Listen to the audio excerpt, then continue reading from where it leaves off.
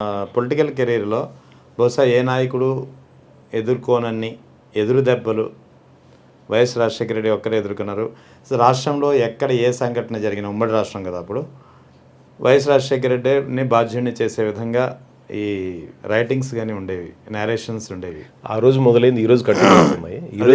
జగన్ విషయంలో ఈరోజే వాంగలేదు, బీజం అప్పుడు పడింది.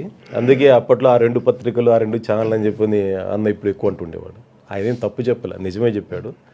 ఆ రోజు బీజం పడి ఈరోజు వటవృక్షమైంది.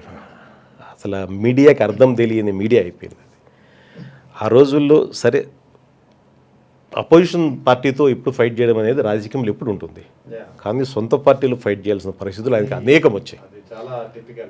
పక్కన ఉన్న వాళ్ళు వెన్నుపోటు పడవడము, మన పక్క మాట్లాడుతూ అటు పక్క పోయి వాళ్ళకి సపోర్ట్ చేయడము. చాలామంది, ఇంకా రాజకీయ నాయకులు పేర్లు చెప్పకూడదు, కొందరు చనిపోయారు, కొందరు ఇంకా బ్రతుకున్నారు. అవి ఆయన్ని చాలాసార్లు కలిసివేసాయి. ఏదైనా 1-2 సంఘటనలు షేర్ చేసుకోగలరా అటువంటివి? అంటే పేరు వద్దు కానీ సంఘటన షేర్ చేసుకుంటారు. మా ఏరియా ఎమ్మెల్యేలే, ఆయనతో పాటు దగ్గరగా మసిలిన వాళ్ళే. దాని తర్వాత పార్టీ మారి ఈయన గురించి ప్రచారం ఏమేమి చేయొచ్చో ఎదురు పార్టీకి చెప్పి చేయించిన వాళ్ళు. దాని తర్వాత మళ్ళీ అటువంటి వ్యక్తులను కూడా ఆయన సీఎం మహేంద్ర దగ్గర తీసి, పిల్లలు ఎట్లున్నారన్నా, ఏమన్నా అవసరమైతే నాకు అడిగి పంపించు, నేను చూస్తా అన్న చెప్పిన గొప్ప వ్యక్తిత్వం గల వ్యక్తి. మామూలుగా మా ఏరియాలో ఒకసారి శత్రుత్వం అంటే జీవితంతో శత్రుత్వం. అవును, తెలుసు. నేను అనంతపురంలో పనిచేశాను, ఈటీవీలో తెలుసు. ఆ ఫ్యాక్షన్ శత్రుత్వం అంటే జీవితాంతం. మనకే కాదు, మన పుట్టిన పిల్లలు కూడా శత్రుత్వాన్ని క్యారీ చేస్తారు. ఆ విధంగా ఉంది ఒకప్పుడు కల్చర్. ఇప్పుడు మారింది అనుకున్నది వేరే విషయం. అటువంటి కల్చర్ ఉన్న పరిస్థితుల్లో కూడా రాజశేఖర రెడ్డి అన్న సీఎం అయిన తర్వాత మాత్రం ఆ వ్యక్తిని దగ్గర తీసుకొని, ఏమైనా అవసరమైతే పిల్లలు సెటిల్ కాబట్టి నా కాడికి పంపించు, నేను చూసుకుంటున్నాను, ఏం వరి కావద్దని చెప్పిన గొప్ప వ్యక్తిత్వం అయింది. సీఎం కాకముందు రాజశేఖర రెడ్డి అన్న వేరే, సీఎం అయిన తర్వాత రాజశేఖర రెడ్డి అన్న వేరే. లక్ష్యం కోసం, సీఎం కావాలన్న లక్ష్యం కోసం ఆటుపోట్లు ఎందుకు ఎదుర్కొన్నారు, అవమానాలు ఎదుర్కొన్నారు. చేతికి అందిన ఫలాలు కూడా పొందలేని పరిస్థితికి సొంత పార్టీ నేతలే నెట్టేశారు. కానీ వాటిని ఎదిరించాడు. ఏ రోజైనా సరే వీళ్ళే నన్ను అర్థం చేసుకొని మళ్ళీ నాకు సపోర్ట్ చేసే పరిస్థితి తెచ్చుకోవాలని చెప్పి పట్టుదలతో చేశారు. అవమానాలు పడ్డాడు. చెయ్యని తప్పులకి ముద్రలు వేయించుకున్నాడు. చెప్పులు వేసాడని, రాళ్ళు వేసాడని చెప్పని చెయ్యని తప్పుకి ముద్రలు వేయించుకున్నాడు. అసలు ఆయన ఎంపిక నిలబడినప్పుడు న్యూస్ పేపర్లు రాశారు, కలెక్టర్ గారి మీద చేయి చేసుకున్న రాజశేఖర రెడ్డి అని చెప్పని. అసలు నేను అక్కడ ఉన్నా, స్పాట్లో ఉన్నాము. అసలు మాట్లాడుకోవడానికి చేయి చేసుకోవడానికి చాలా తేడా ఉంటుంది. మాటలు ఇదేంది ఇంత వన్ సైడెడ్గా మీరు చేస్తూ ఉన్నారు, ఇది తప్పు కదా, ఇది ప్రజల అభిప్రాయాన్ని గౌరవించిన, అంతేగాని మీరు వన్ సైడ్గా చేయడం కరెక్ట్ కాదని చెప్పి గట్టిగా మాట్లాడింది వాస్తవం. మరుసటి రోజు పేపర్లో చూస్తే చేయి చేసుకున్నారు. అంటే ప్రచారాన్ని ఏ విధంగా మనుషుల్ని భ్రష్టు పట్టించవచ్చో ఒక మీడియా వాస్తవాలు అందించేది మీడియా అంటారు. ఇప్పుడు వాస్తవాలు కదా, అవాస్తవాలని వాస్తవాలుగా చెప్పేది ఎక్కువ part of media. I don't say everybody is doing like that. అంతో ఇంతో నిజాయితీ గల మీడియాలు ఉండబట్టి ఈరోజు ప్రజాస్వామ్యం ఇట్లుంది. పొరపాటున అన్ని మీడియాలు ఇప్పుడున్న దుర్మార్గ మీడియాలకు తయారైతే ఈ దేశం ఇంకా ఘోరమైన పరిస్థితిలో ఉంది. సో అటువంటి ఆటుపోట్లు ఎదుర్కొన్నాడు. సీఎం అయిన తర్వాత ఒక 2 yearsలో మార్పు నేను బాగా గమనించాను. ఓర్పు పెరిగింది.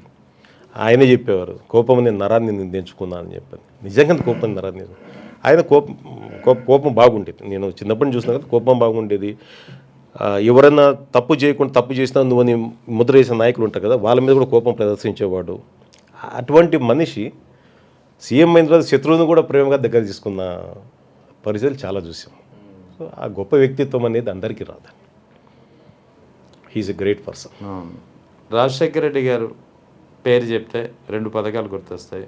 2 పథకాల పేర్లు చెప్తే రాజశేఖర రెడ్డి గారి పేరే గుర్తొస్తుంది. ఒకటి ఆరోగ్యశ్రీ, రెండోది ఫీజు రీయింబర్స్మెంట్. ఈ 2 పథకాలు ఆయన ఆలోచన రావడానికి కారణాలు ఏమై ఉంటాయి, లేకపోతే మీకు తెలిసింది ఏమైనా ఉందా, ప్రత్యేక ఏమైనా? నేను శ్రీశైలంలో చదువుకుంటున్నప్పుడు ఒకసారి రాజశేఖర రెడ్డి గారు అక్కడికి వచ్చారు. అక్కడ ప్రాజెక్ట్ గెస్ట్ హౌస్ ఉండేది. ప్రాజెక్ట్ గెస్ట్ హౌస్ స్టే చేశారు. సరే ఆయనతో పాటు ఆ రోజు వీ హ్యాడ్ డిన్నర్. మాట్లాడుతున్నప్పుడు అప్పుడు బుడ్డా వెంగళ రెడ్డి అని చెప్పని ఆయన ఎమ్మెల్యేగా ఉండేవాడు. ఆయనతో మాట్లాడుతూ రైతుల గురించి, ఈ ఆరోగ్యం గురించి, ఆరోగ్యశ్రీ అనే పథకం పేరు లేదు కానీ చాలా దేశాల్లో ఉన్న ఉచితంగా చదువు ఉంటుంది, ఉచితంగా ఆరోగ్యం ఉంటుంది, దానివల్ల ఆ దేశాలు బాగా డెవలప్ అయినాయి. ఎందుకంటే మనిషి సంపాదించిన దాంట్లో పూర్తిగా ఆరోగ్యాన్ని ఖర్చు పెట్టాలి, చదువు ఖర్చు పెట్టాల్సి వస్తుంది. ఆ రెండు ఉచితంగా ఇచ్చినామంటే మన వాళ్ళు ఫైనాన్షియల్గా స్ట్రాంగ్ అవుతారు. ఆ రెండు చేయాలన్నా ఇప్పుడు మనం సీఎం అయితే మాత్రం అది చేద్దామన్నా అని చెప్పని ఐ థింక్ 89-90 ఆ ప్రాంతంలో అప్పుడే ఆయన డిస్కస్ చేశారు దాని గురించి. సరే, దాని తర్వాత ఆరోగ్యశ్రీ అని పేరు పెట్టడం అనేది ఆయన సీఎం మీద, బట్ ఆలోచన అనేది అప్పుడు ఈ టైప్ ఆఫ్ స్కీమ్స్ పెడితే బాగుంటుంది అని నా కళ్ళ ముందు జరిగిన డిస్కషన్లో, నా ఎదురు జరిగిన డిస్కషన్ ఆ రోజు ఆయన మనసులో అది ఉంది. సో ఆ రోజు ఎడ్యుకేషన్ మాట్లాడలేదు కానీ ఈ రెండు పథకాలు అంకురార్పణకి ఆలోచన వచ్చే క్రమ నేపథ్యంలో ఆ సమయంలో మీరు ఉన్నారు. ఇది మాత్రం ఏది అంటే తర్వాత ఆరోగ్యశ్రీ అని పేరు పెట్టారు కానీ ఆరోగ్యం ఉచితంగా ఇస్తే, ఆయన డాక్టర్, బేసిక్గా డాక్టర్, రూపాయి డాక్టర్ కానీ ప్రసిద్ధి చెందినవాడు.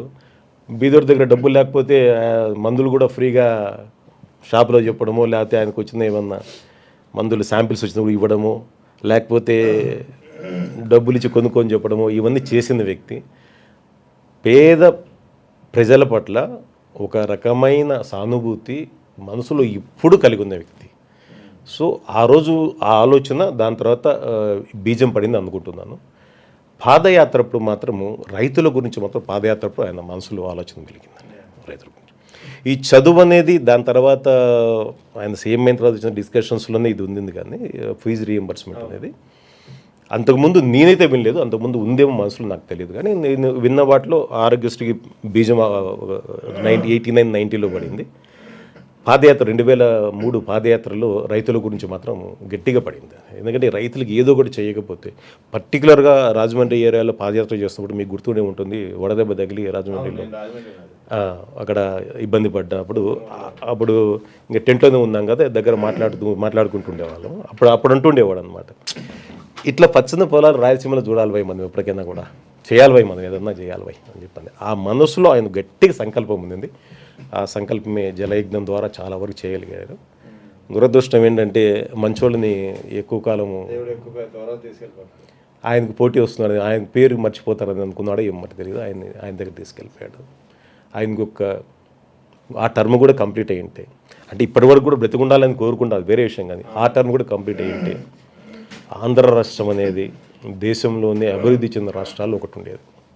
Not Gujarat, not Tamil Nadu, industrial కానీ ఏదన్నా కానీ. ఎందుకంటే ఎన్ని బీజాలు వేసాడండి, ఇన్నిటికీ బీజాలు వేసాడు. ఈరోజు ఓఆర్ఆర్ ఆయన వేసింది, విమానాశ్రయం ఆయన వేసింది, ఫైనాన్షియల్ డిస్ట్రిక్ట్ ఆయన పుణ్యమే. మీరు ఏదన్నా చూడండి, సరే ఈరోజున్న మీడియా మాది అని చెప్పుకుంటారు, ఈరోజున్న అధినేత మొత్తం నేనే కారణము, అసలు ఈ సృష్టికి నేనే కారణం అని చెప్పుకుంటాడు, అది వేరే విషయం. వాళ్ళకి ఏంటంటే అది ఒక మానసిక జబ్బు లాంటిది. ఇది ఏదో ఓ రోజు చేసింది కూడా నేను చేశానని చెప్పుకోవడము, ఊహల్లో రాత్రి రెడ్డి గారు చెప్పేవారు కదా మానసిక రోగం అది అని ఆయన మాటల్లో చెప్పాలంటే. కానీ ఆయన చేసినవి కూడా చెప్పుకోలేపారు చాలా వరకు. దురదృష్టం ఏంటంటే దాని తర్వాత జరిగిన రాజకీయ పరిణామాల వల్ల రెండు రాష్ట్రాలుగా విడిపోవడము, వారి పోరాట తత్వాన్ని జగన్ గారు తీసుకోవడము. జగన్ గారు కూడా కాంగ్రెస్లో ఉన్నంత వరకు చాలా గొప్ప నాయకుడిగా కీర్తించిన అదే కాంగ్రెస్ ఎప్పుడైతే ప్రజలందరూ ఇళ్ళకు పోయి ఓదార్పు చేస్తా అంటేనే ఆ కల్చర్ తెలియని అప్పట్లో ఢిల్లీ పెద్దలు ఆయన్ని వ్యతిరేకించడము, మాట ఇచ్చిన తర్వాత తప్పకూడదని చెప్పింది, ఎన్ని కష్టాలు ఎదుర్కొంటా అని చెప్పింది, ఆయన ధైర్యంగా తొడగొట్టి బయటికి రావడము, తర్వాత జరిగే పరిణామాలు మీకు తెలిసినవే. రెండు రాష్ట్రాలుగా విడిపోవడము తెలుగు ప్రజలకి ఎప్పటికే నష్టమే.